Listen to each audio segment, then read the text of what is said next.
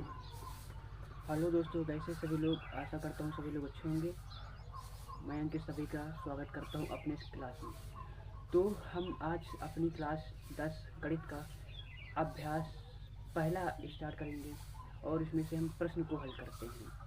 चलिए हम बात करेंगे आज हमारे सामने प्रश्नावली 1.1 वास्तविक संख्या के 1 नंबर प्रश्न और 2 नंबर प्रश्न को हल करते हैं। उसको हल करने से पहले एक चीज़ जानिए कि यूक्लिड विभाजन एल्गोरिथ्म क्या है। ठीक, यूक्लिड विभाजन एल्गोरिथ्म क्या होता है, तो उसके लिए देखिए ये हमारा यूक्लिड विभाजन एल्गोरिथ्म है। ठीक, यानी कि अगर एग्जाम्पल के तौर पर देखते हैं, देखिए जैसे कि किसी भी संख्या को जैसे 2 से डिवाइड करना पड़ेगा हमको 5 को, तो कितने टाइम जाएगा, ये जाएगा 2 टाइम। ठीक, 2 2 4, यहाँ शेषफल 1 आ रहा है। ठीक, यानी कि जो 20 वाली संख्या है, ये 5 जो लिखा है, इन दोनों संख्या को गुणा करने पर और जो शेषफल 1 आ रहा है उसको जोड़ने पर प्राप्त होता है। ठीक, यानी जो 5 लिखा है इन दोनों संख्या को गुणा करने पर और जो शेषफल 1 आता है उसको जोड़ देते हैं तो ये दोनों बराबर होते हैं। यानी 5 बराबर 2 दूनी 4 प्लस 1, यानी 5 = 5। ठीक, इस तरह से होता है। तो उसी तरह जो बीच वाली संख्या लिखा है, ये इन दोनों संख्या को गुणा कर देते हैं और जो शेषफल आता है उसको जोड़ देते हैं। इसे बोलते हैं यूक्लिड विभाजन एल्गोरिथम। ठीक, और इस थ्योरम की सहायता से हम ज्ञात करते हैं किसी भी संख्या का HCF। ठीक, इसके सहायता से क्या ज्ञात करते हैं, HCF ज्ञात करते हैं। ठीक, तो देखो, और जो यहाँ पर संख्या लिखी होती है, जैसे लिखा है A BQ प्लस R लिखा है, जो B वाली संख्या होती है यही हमारा होता है HCF। ठीक है, चलिए पहला क्वेश्चन हल करते हैं। यूक्लिड विभाजन एल्गोरिथ्म का प्रयोग करके HCF ज्ञात करो। पहला है 135 और 225। आंसर फर्स्ट, देखो 135 और 225 देखो दिया है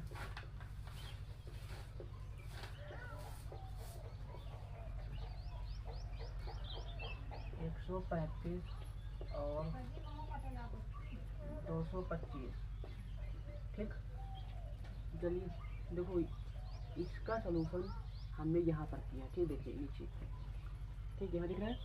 देखो 135 को अगर हम 225 से डिवाइड करते हैं तो एक बार जाता है। ठीक, और से 135 घटाएंगे कितना, 90 आ रहा। ठीक, यानी हमारा देखो पहला स्टेप यहाँ से हो रहा था ना, इस तरह। ठीक, देखो तो यहाँ लिखिए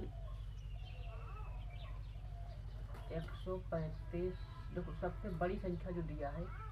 ठीक, इन दो देखो यूक्लिड विभाजन एल्गोरिथम से यूक्लिड विभाजन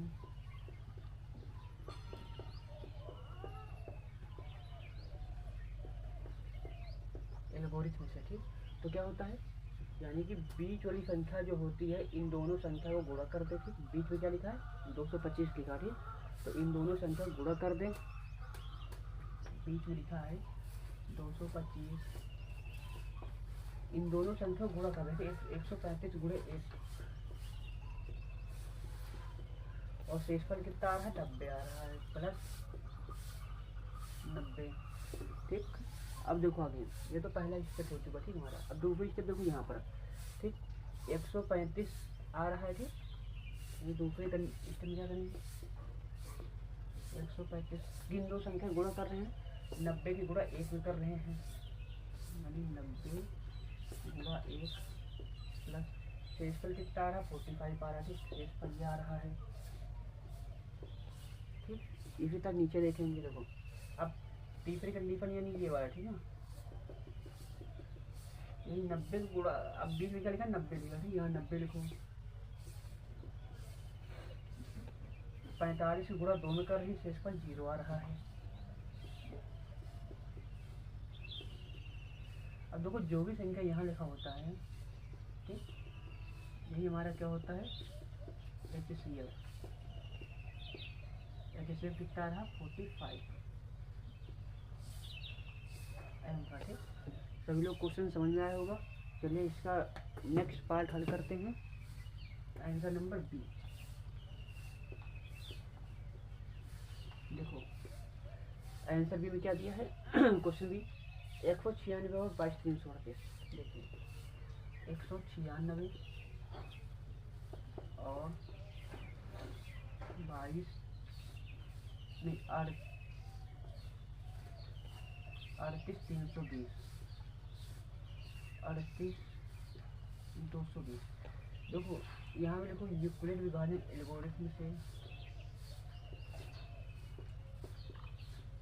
यूक्लिड विभाजन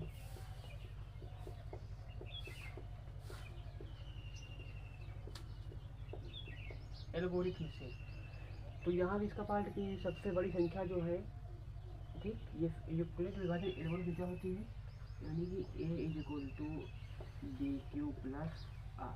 ठीक, ये हमारी यूक्लिड विभाजन एल्गोरिथम होती है। तो बीच में क्या लिखा है 38,320 लिखा है। ठीक,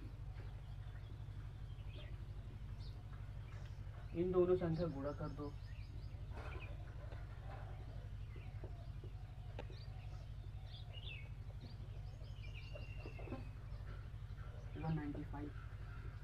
और शेष पर कितना 0 आ रहा है।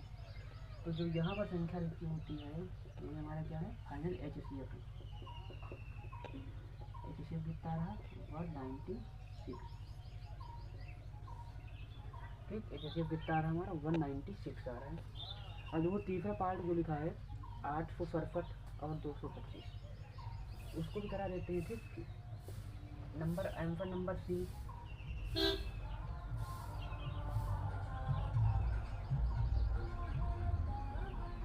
देखो दिया है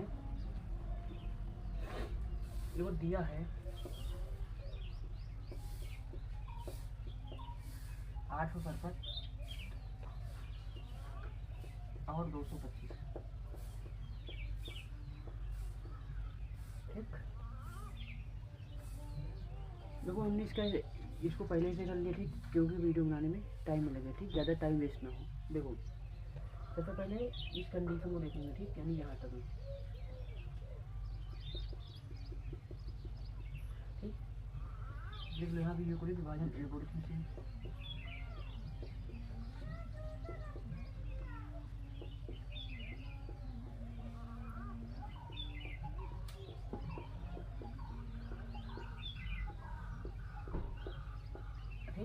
बीच में क्या लिखा है 867।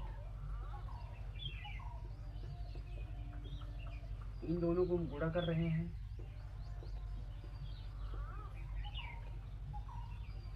और शेषफल कितना आ रहा है 192 आ रहा है। ठीक, ठीक, यहाँ दिख रहा है, एक बार देख लेते हैं। चलो भी दिख रहा है। देखो अब देखो यहाँ आते हैं 225 192 इंटू 1। शेषफल कितना आ रहा है शेषफल 33 आ रहा है। अब देखो यहाँ पर आते हैं 192 पर 33 इंटू 5। शेषफल कितना आ रहा है शेषफल आ रहा है 27। अब यहाँ आते 33 पर 27 इंटू 1। शेषफल कितना आ रहा है शेषफल 6 आ रहा है। ठीक, अब देखो अब 6 पर आते हैं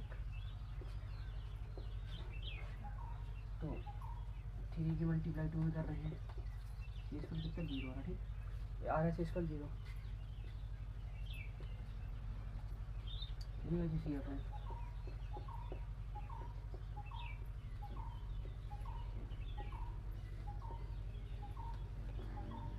आंसर 3।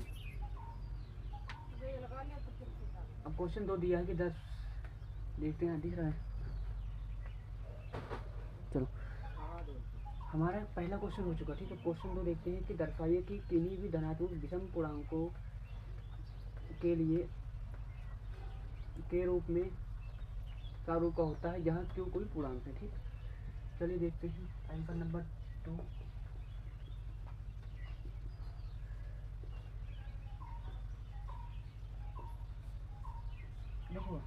दिया है कि कोई भी धनात्मक विषम पूर्णांक, ठीक। तो लिख लेते हैं कि दिया है कोई भी धनात्मक विषम पूर्णांक ये, ठीक। देखो दिया है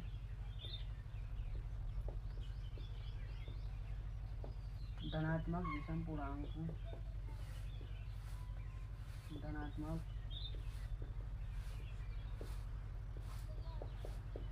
विषम पूर्णांक, इसको लेट कर लेते हैं a बराबर, ठीक, 6q+1 या फिर लिख लो 6q+3 या फिर कर लो 6q+5, ठीक। 6q+1 6q+2 6q+3। अब देखो, और जहाँ पर a भी कोई, जहाँ लिख लो, जहाँ a कोई धनात्मक विषम पूर्णांक है, ठीक, धनात्मक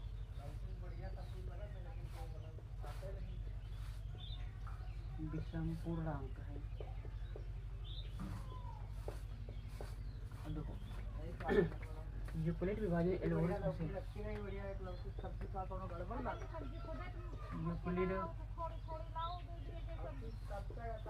यूक्लिड विभाजन एल्गोरिथ्म से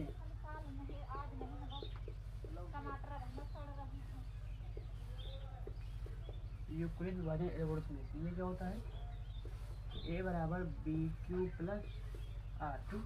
अगर कंपेयर करो तो b का मान कितना है, 6 है, 6 है, 6 है, ठीक। यानी कि अतः b कितना है, 6 है, ठीक। अब देखो हमारा b का मान 6 है। अब देखो जो a है कोई भी धनात्मक विषम पूर्णांक है, तो 6 को a से भाग करने पर, 6 को a से भाग करने पर शेषफल लिखो, जो चिल्लात कहे ना हो, 6 को a से विभाजित करने पर,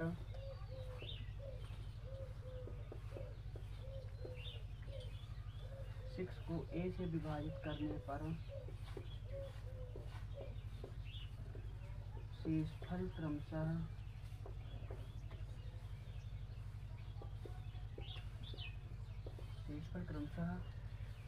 या तो 0 प्राप्त होगा, या तो 1 2 आएगा, या तो 2 3 4 5 तक आएगा, क्योंकि हम 6 से विभाजित कर रहे हैं, ठीक। देखो अतः a कोई धनात्मक पूर्णांक है, a कोई धनात्मक विषम पूर्णांक है, a कोई धनात्मक विषम पूर्णांक है। तो शेषफल भी जो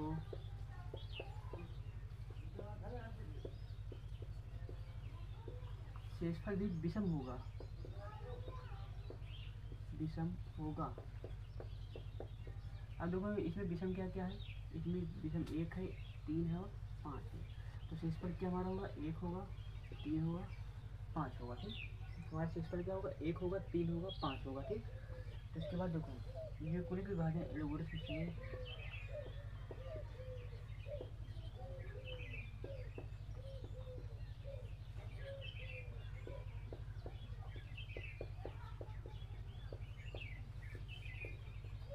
यूक्लिड विभाजन एल्गोरिथ्म से जो हमारा r का मान है या तो 0 से बड़ा है या तो 6 से छोटा है, ठीक। तो रख दीजिए मान, तुम्हारा क्या होगा, अतः ये जो है देखो BQ+R, ठीक। एक बार b का मान 6 है तो q है, और r का मान कितना है, r का मान 1 है, ठीक। इसी तरह 6q, r का मान एक बार 3 रख दो, 3, एक बार 5 रख दो, 6+5, यही प्रूफ होता है, सभी लोग क्वेश्चन समझ में आए होंगे, सभी लोग इसको एक बार दोबारा देख लीजिए, तो समझ में आए हो तो धन्यवाद, मिलते हैं अगली क्लास में।